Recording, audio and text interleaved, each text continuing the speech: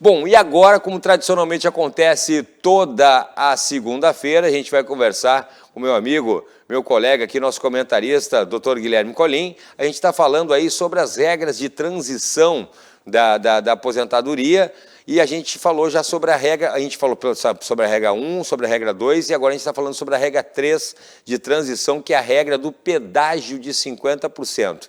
Nós já falamos, como eu falei ali, da regra número 1 de transição, que trata sobre os pontos, regra número 2, que trata sobre a idade mínima progressiva.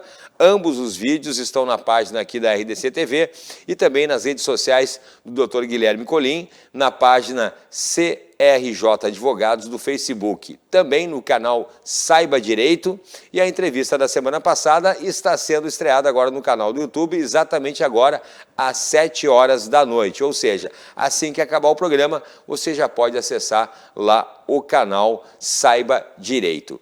A regra número 3, gente, é aquela que eu me enquadro, como você está acompanhando aqui as nossas entrevistas, é a regra que eu me enquadro porque eu tinha exatos 33 anos de contribuição em novembro de 2019. Então vamos lá. Quem se enquadra nessa regra de transição, a regra número 3, doutor Guilherme Colin? Boa noite.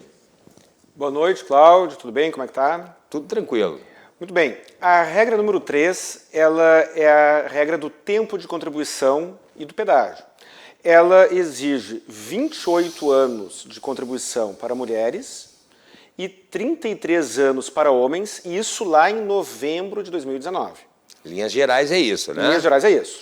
Bom, e nas duas entrevistas, doutor Guilherme Colin, a gente, nas entrevistas passadas, o senhor falava em buscar tempo para fins de enquadramento. Para quem não viu a entrevista, vamos dar uma recapitulada, como é que é essa coisa de buscar o tempo? Buscar o tempo, como eu falei, não é um termo técnico. Buscar tempo é uma gíria, um jargão que se utiliza, e não se trata de inventar um tempo, não se trata de fabricar um tempo, e sim de se investigar de maneira minuciosa no histórico laboral do cliente, do segurado. Muitas vezes as pessoas têm direito a contagem de um determinado período e não sabem. Por exemplo, atividade especial, atividade sujeita a agentes nocivos. O dentista, o médico, o enfermeiro, o vigilante armado, o eletricista, a pessoa que trabalha no frigorífico, elas estão sujeitas a diversos agentes nocivos, agentes químicos, agentes biológicos, temperatura alta, temperatura baixa. O cara que trabalha no forno de uma pizzaria, na frente do forno de uma pizzaria, de uma churrascaria, temperatura alta. O cara que trabalha no frigorífico, temperatura baixa. O vigilante armado, risco inerente. O eletricista, o eletricitário, se for superior a 250 volts, ele tem direito ao enquadramento da atividade como especial. Até novembro, o tempo desempenhado até novembro de 2019 poderá ter o chamado tempo ficto, adicional de 40% para homens e 20% para mulheres na contagem do tempo. Então a pessoa chega no escritório do seu advogado com homem com 32 anos e meio, ou mulher com 27 anos e meio de contribuição. A princípio não tem tempo suficiente para se enquadrar na regra 3. Mas aí o advogado pergunta, você por acaso trabalhou, né, ou investiga no histórico laboral daquele segurado e detecta que a pessoa trabalhou exposta a algum agente nocivo. Pede o enquadramento daquela atividade como especial, sua conversão em comum com um acréscimo de 20% ou 40%, e então ele busca aquele tempo, aqueles meses, para atingir o tempo de 33 anos, ou 27 ou 28 anos para mulheres. A pessoa trabalhou como síndico de condomínio. Isso é uma informação interessantíssima e quase ninguém sabe. O síndico de condomínio, e não estou falando do síndico profissional. O síndico profissional é óbvio que conta o tempo, é claro, mas o síndico não profissional que teve algum tipo de remuneração indireta, ficou sem pagar a taxa condominial, teve desconto na taxa condominial, ele pode computar este tempo de síndico como tempo de contribuição, desde que ele tenha sido exercido após o ano de 2003, da Lei 10.666. A escola técnica A escola técnica, desde que haja alguma remuneração. Então, a pessoa lá atrás trabalhou, fez um segundo grau técnico com remuneração. O aviso prévio indenizado. Chega o cliente no escritório, caso você seja advogado, chegou o cliente no seu escritório e faltou 1 mês, 2 meses para fechar um tempo, para atender os requisitos. Tem que procurar, pegar a carteira de trabalho daquele segurado e procurar se ele teve ou não algum período com aviso prévio indenizado. O INSS não computa esse período para fins previdenciários e a lei exige que seja computado. Então, só aí, 1, 2, 3 demissões, ele já pode acrescentar 1, 2 ou 3 meses. Quando o segurado trabalhou como empregada doméstica, é muito comum haver períodos que estão na carteira e que não estão no CNIS porque o empregador não fez o recolhimento. Com empresas privadas, empresas grandes, às vezes acontece, mas não é tão comum. Mas com a empregada doméstica é muito comum isso. Então, isso é buscar tempo e isso pode ser a diferença entre a pessoa conseguir se enquadrar em alguma regra de transição, não apenas na terceira regra, em qualquer regra, ou até mesmo fazer o enquadramento pela regra antiga. Ou ainda pode, com base nisso, pedir uma revisão de uma aposentadoria já concedida. Olha só. Então, essas informações são muito importantes e é muito comum as pessoas estarem recebendo benefícios previdenciários inferiores aos que poderiam receber por conta de falta de informação. Então, deixa eu ver se eu entendi. Assim, a mulher que não tinha 28 anos ou o homem que não tinha 33 anos de trabalho em novembro de 2019, talvez tenha como buscar tempo e se enquadrar nessa regra, é isso, doutor? Exato, dependendo do caso. Se essa pessoa se enquadra em alguma das situações que eu elenquei agora há pouco, foi síndico, aviso prévio indenizado, período na carteira que não foi averbado, atividade especial com agentes nocivos, ela pode buscar e fazer a averbação. Isso deve ser analisado caso a caso. Mas sim, é muito importante fazer essa análise, de preferência antes de encaminhar a aposentadoria. E outra dúvida muito importante é a questão, doutor Guilherme, do pedágio. Como é que funciona o pedágio? O pedágio corresponderá a 50% entre o tempo que a pessoa cumpriu até novembro de 2019 e o tempo que faltaria ter cumprido pela regra antiga. Então, na regra antiga, o tempo era 30 anos para a mulher, 35 anos para o homem.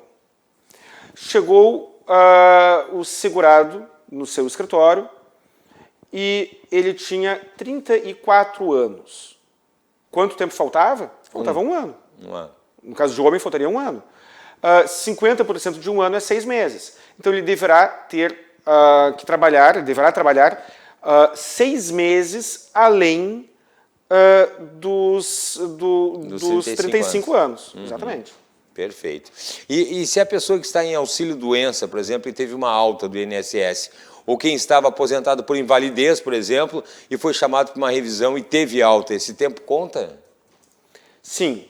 O tempo de auxílio-doença e aposentadoria por invalidez em que houve a alta conta desde que seja intercalado com alguma contribuição.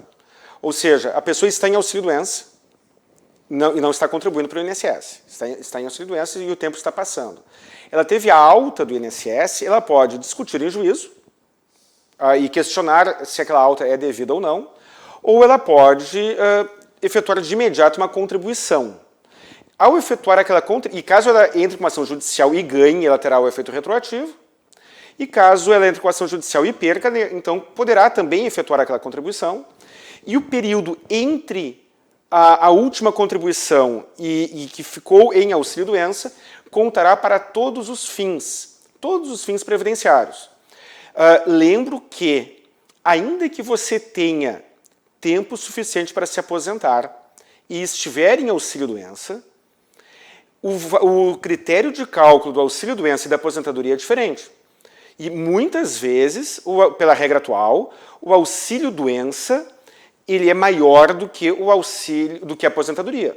Pela terceira regra de transição, o cálculo do benefício será feito com base na tabela do fator previdenciário, que leva em conta a idade e o tempo de contribuição. O auxílio-doença não tem fator previdenciário. Portanto, muitas vezes é muito interessante que a pessoa tente postergar, tente prolongar ao máximo o tempo de auxílio-doença. Muito bem. E a pessoa pode contar o tempo de auxílio-doença para fins desse pedágio, doutor? Também, para todos os fins. Então, se a pessoa hoje está em auxílio-doença, ela pode calcular o seguinte, bom, lá em novembro de 2019 eu tinha 33 anos de contribuição, portanto eu teria um pedágio de mais um ano, no caso do homem, né? Faltavam 2, 50%, mais um ano, eu tenho que ter 3 anos de contribuição a contar de novembro do ano passado. Se ele conseguir, se esse segurado ficar esses 3 anos em auxílio-doença, ele cumprirá o tempo mais o pedágio com o tempo de auxílio-doença, desde que faça a contribuição após a alta. E aí ele cairá na regra de cálculo da lei atual. Desculpa, ele cairá na regra, exato, ele cairá na regra do fator previdenciário, desculpa. Sim. E em uma entrevista anterior aqui, o senhor salientou que o valor do benefício do auxílio-doença pode ser maior do que o da aposentadoria. E aí quem está em auxílio-doença correrá o risco de sofrer uma redução da renda ao se aposentar? Sim, é exatamente isso. O auxílio-doença, ele é calculado com base em 91% das contribuições, da média das contribuições vertidas ao INSS. Esse é o critério de cálculo do auxílio-doença. O critério de cálculo da aposentadoria pela regra atual, inclusive aposentadoria por invalidez comum, será 60% desta média, acrescido de 2% por ano que exceder ao 20º, no caso do homem, ou o 15º, ao que exceder o 15º no caso da mulher. Quem está na regra de transição número 3, o cálculo será feito com base na tabela do fator previdenciário, que poderá ser ainda mais severo ou menos severo do que este, mas provavelmente será inferior aos 91% que a pessoa recebe pelo auxílio-doença. Então, essa preocupação não se aplica para quem recebe o salário mínimo, mas quem está em auxílio-doença e recebe mais do que o salário mínimo, poderá ter uma redução de renda ao converter o benefício em aposentadoria. Perfeito. E na semana que vem o senhor não vai estar aqui daí, doutor Guilherme? A gente vai ter na quarta-feira daí? Vamos trazer para quarta-feira? A semana que vem é Dia das Crianças, né? E como a infância do homem vai até os 50 e poucos, né? Então eu faço feriado na semana que vem. Concordo.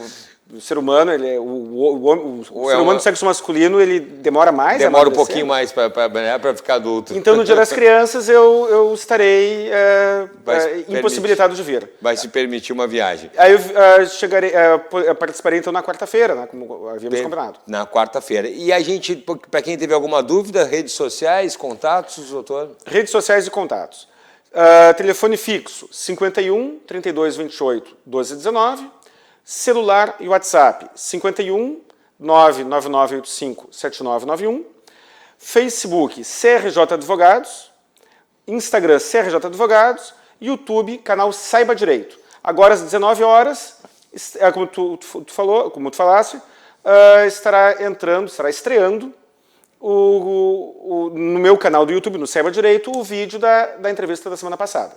Muito bem. Muito obrigado pela entrevista. Quarta-feira a gente se encontra aqui, então, nesse horário. Até quarta-feira. Um grande abraço. Um grande abraço. Dr. Guilherme Colin, então, tirando aí as dúvidas sobre a questão da transição, das regras de transição da aposentadoria.